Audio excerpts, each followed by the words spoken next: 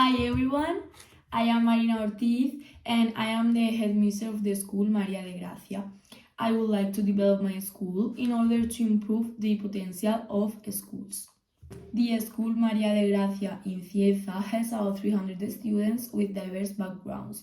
The teaching staff is dedicated to excellence and inclusion, and with modern classrooms, library, science lab, safe playground, and green spaces. It promotes diversity, equal opportunities, and an environment of respect with an innovative curriculum that supports students' holistic development. Now I will explain ChatGPT the characteristics of my school to tell me 10 ideas I could develop for it in order to improve the situation of catering for all the diversity that other types of school don't cater for, but at the same time promoting an inclusive image of schools for all. As you can see, ChatGPT has proposed 10 development ideas for the school, which are the following.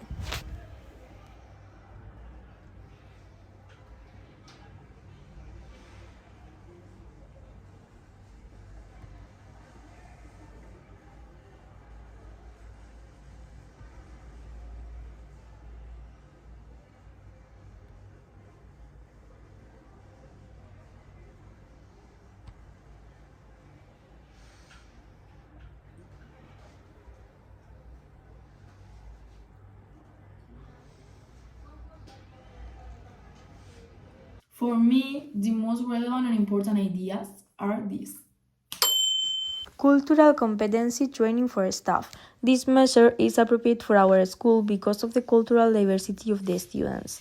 In Spain, the Ley Orgánica de Educación (LOE) and the Ley de Educación de la Región de Murcia can support the implementation of cultural competence training programs for teaching staff. It impacts on teaching and administrative staff, improving interaction with pupils from different cultures. Finally, in terms of the relationships affected, it improves relation between staff and pupils, promoting an inclusive environment and strengthening internal collaboration. Multilingual education programs. It's appropriate for the school given the linguistic diversity of the students. It can be supported by law and regional regulation promoting multilingual education. It impacts on teaching staff and pupils who speak different languages in the school, and it improves communication and learning for multilingual pupils, strengthening inclusion and linguistic diversity in the school. Student support services. It's appropriate for the school to provide support for pupils with specific needs. It can be supported by the law and regulation on attention to diversity in education.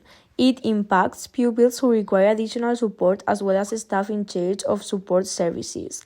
And it improves the academic and emotional care and development of pupils with specific needs, strengthening inclusion and well-being in school. Inclusive curriculum design. It's appropriate for the school to design an inclusive curriculum that caters for the diversity of learners. It can be supported by the law and regulations promoting educational inclusion. It impacts on all learners and teaching staff involved in the implementation of the inclusive curriculum, and it enhances the participation and learning of all learners, promoting equity and diversity in the school's educational process. Parental involvement programs. It's appropriate to encourage parental involvement in pupils' education. It may be supported by regulations that promote collaboration between the school and families in the educational process. It impacts parents, students, and teaching staff involved in the parental involvement programs. And it improves communication between school and families, strengthening collaboration and mutual support for the educational success of students in school.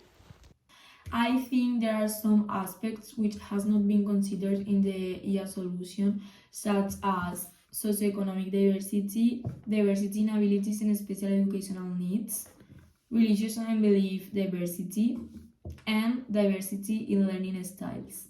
It also seems that the IA proposal has left behind one important relationship, which is the relationship between students of different socioeconomic backgrounds. It's essential to create an environment where all students, regardless of their economic background feel equal and valued. I consider myself a transformational principal, a leader who inspires and motivates her staff and students to reach their full potential to achieve a safe vision of educational success.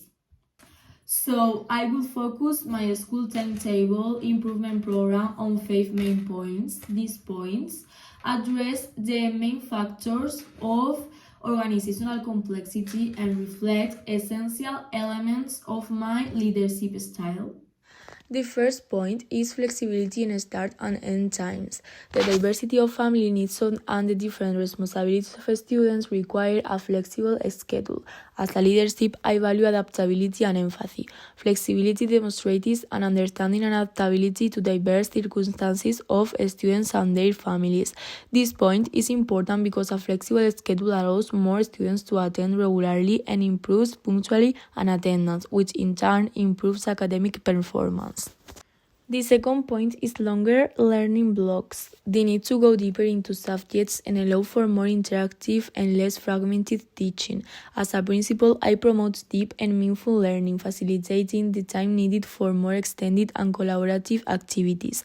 This point is important because longer blocks of time allow for in-depth projects, enriching learning and enabling a better understanding of subjects. The third point is time slots for extracurricular and support activities. Integrating extracurricular and support activities into the daily school schedule requires careful planning and coordination of resources. As a principal, I believe in the development of the whole student, which includes activities beyond the traditional classroom. This point is important because dedicating a specific time to these activities within the school schedule ensures that all students have access. The fourth point is adequate recess and breaks. Balance academic time with sufficient breaks to maintain students' concentration and well-being. As principal, prioritizing student well-being reflects my commitment to a healthy and balanced school environment. This is important because adequate breaks reduce stress and fatigue, which contributes to a better learning environment. The last point is regular and planned staff meetings. Coordinate teaching and administrative staff time for regular meetings without affecting teaching time. As principal, I value collaboration and ongoing communication within the team, ensuring that all voices are heard and decisions are collective. This is important as regular meetings allow for better planning, problem solving, and alignment of goals.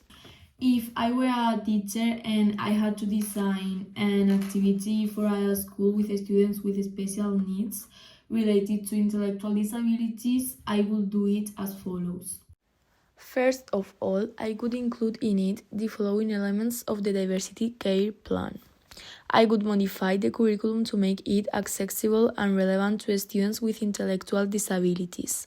I would also offer specialized support using technology and learning resources and fostering an inclusive environment.